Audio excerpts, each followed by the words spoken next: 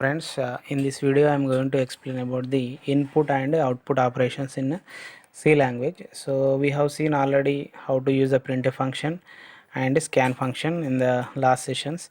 So here we are seeing some different kind of input and output functions. So let's see. So here I am taking integer a. So here I am writing printf, enter a value. Okay, so this is one method, get character. Okay, so instead of using the scanner function, I am using get character. Okay, so this get character is the value is going to be stored into value a, actually integer a. So this is the data type integer a, so this is taking only integer values and only one single value. Okay, and printf you entered value a. Okay, so at a time it takes only one value with by using the get character and put character. So put character also giving the output as only one single character. So let's see. So simply I'm build and run the application. So I'm entering 1 2 3 for example, but it is showing only one because this get character takes only one, the first line when you are writing on the screen, the first character which what is coming there, so the first character will be taking as a input. Okay, so in this way we can give the input and we can show the output. So by using this get char and put char, so this is one way. And another way is nothing but, so I want to add more than one value. So I want to give the input as more than one value. So how can I do that? So very simple, character array. So take the character array. So I am taking one character array string. So 100 words, 100 characters. So 100 characters of string. So here how can I am getting this value? Let's see. Printf enter a value. Okay, so by using get s, so get string. Okay, so get string, how it is taking only strings. Let's see. So get, yes, see this is the character array. Okay, get string and the input is str. So this one put character is taking only inputs, but it is taking character array. Okay, so and this one is a put string. Okay, so let's run this application.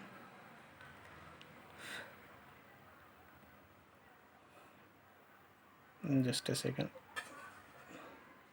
So I have to put this okay, now run this application. Yeah, so enter a value. So I am writing 1 2 3. So output is a 1 2 3. Suppose if I am writing some a b c d something, a s d f g h, so same value. So in this way more than one letter we can use for get string and put string. Okay, so this is one more, this is one kind of input and output.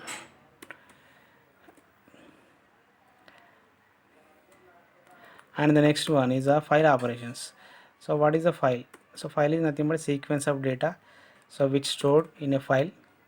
Okay, so how can we create the file? By using C language programming. So how can we create the file? How can we write the file? So how can you close the file? Let's see. So this is a file data type, so I'm using the pointer variable. Okay, so there are some functions, f open, so file open. So if open is used to create the file, if doesn't exist, if exist, just it opens the existed file. Okay, so I'm opening the file, so it is creating the file actually. So where I'm creating C user Satish desktop example. Okay, so I'm removing this one example. So I'm writing the welcome.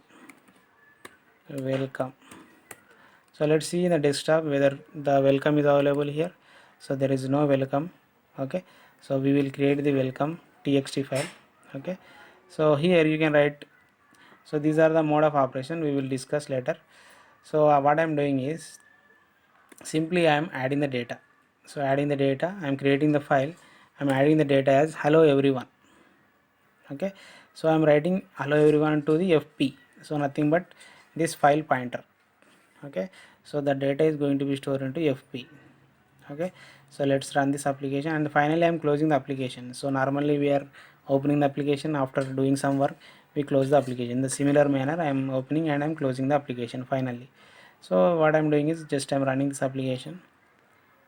See, so running is successful. So let's see welcome is created or not. So Windows D. So this is the welcome file. So let's open this one. Hello everyone, it contains hello everyone. So it is working properly. So this file is this function is created the new file called welcome, and the data is added.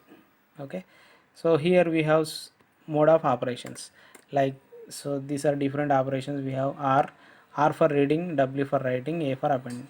So reading purpose, if I want to open the file only for reading purpose, I don't want to add anything, so then I can use the reading purpose. So you can restrict the file permissions. Suppose if you are giving to this file to someone, so you can restrict the permissions by using this mode of operations.